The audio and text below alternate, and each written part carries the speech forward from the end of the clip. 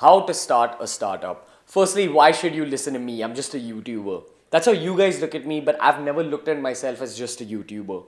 I've looked at myself as someone who runs an online business, and that's exactly what I've done for the past 2 years. Today, I earn money through these online portals like YouTube or social media. I've just created a revenue stream for myself out of nothing. I've created a business. Right from day one, I've always looked at BeerBiceps as a startup. And currently, I'm in the process of launching my second startup. And in these last 2 years, I feel like I've learned more than I've learned in 18 years of an education system. And these skills are what I'm trying to impart to you guys today. In my opinion, there's 5 ground rules in running a successful startup. Rule number 1 goes without saying that there's going to be a lot of hard work involved. Everyone watches shows like Pictures and movies like The Social Network and has this very glamorous image of how startups work. What they don't tell you is that startups involve a lot of sacrifices and involve a lot of effort on your end. You need to be able to think of your startup 24/7 from the moment you get up till the moment you sleep, all the time. You have to constantly think about how to grow it. And obviously, you need to back up all those ideas with actual hard work. That's honestly why I feel that most Indian startups end up failing. Because people go into it with that, oh, let's start a startup, and they go into it with that glamorous outlook. And then they don't expect that shit, there's this much work involved. When you actually get to doing it, most human beings can't keep up with the workload. Don't chase something like money in a startup. You need to chase success in a startup. And if you want that success, you need to be willing to give it your all. 24/7, you need to sacrifice everything else and work towards your business, at least in the initial stages. The second reason why startups don't work, and this is also the second advice that I'd give you guys, is co-founders. Most startups don't work in their middle stages because the co-founders end up fighting. There's always fights related to decisions and there's fights about things like equity. All this can be avoided if you select the co-founders smartly.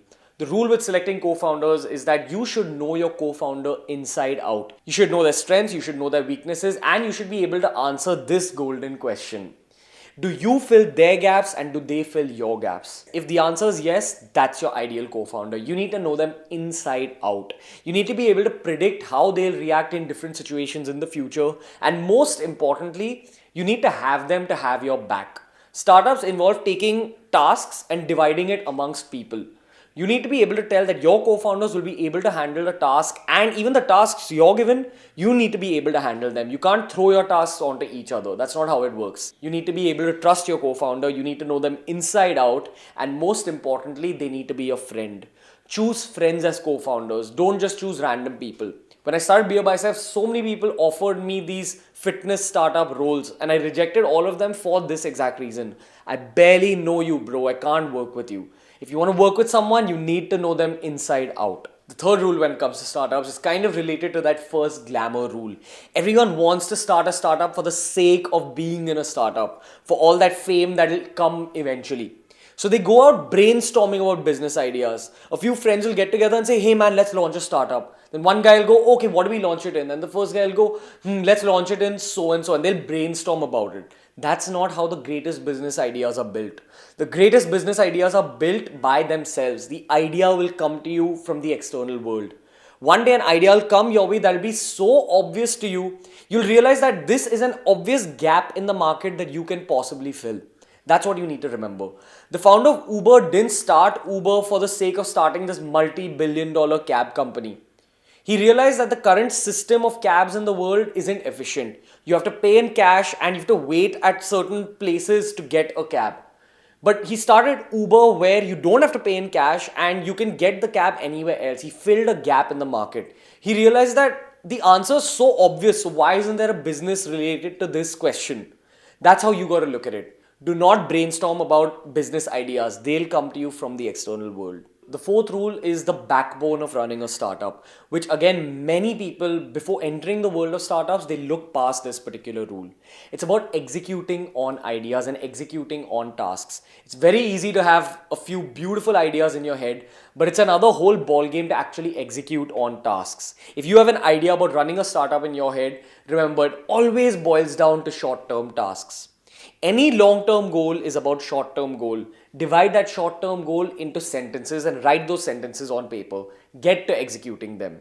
What you need to know is that the real world works on common sense. It doesn't work on anything that's beyond you. You're capable of running a startup right now. You don't need to get any degree. You don't need to have any external skills. Any skills that you need to run a startup, you can learn on the job. But your job is to actually execute on those ideas. I can't stress on this enough. That's what you've got to remember. And the fifth and final rule, once again, which is a summary of this entire video, don't chase startups for money and glamour. That's not gonna carry you through this whole journey. Running a startup is way more difficult than having a corporate job or a conventional career. And if you wanna live your life differently when you're 40 years old, you've got to live your life differently when you're 20 years old. That's what you've got to remember. It involves you sticking to the process even when you've lost all kinds of motivation. And that's only going to happen if you're trying to build something which has value. If you're trying to add value to someone's life, or if you're trying to gain respect in society. That's what's going to keep you motivated. Something like money or fame isn't a good enough motivation. It is a motivation to a certain extent, but your long-term motivation is going to come from inside you if you're actually hungry to grow the startup. Stay hungry, stay foolish. It's all about this point. I hope you guys liked today's video.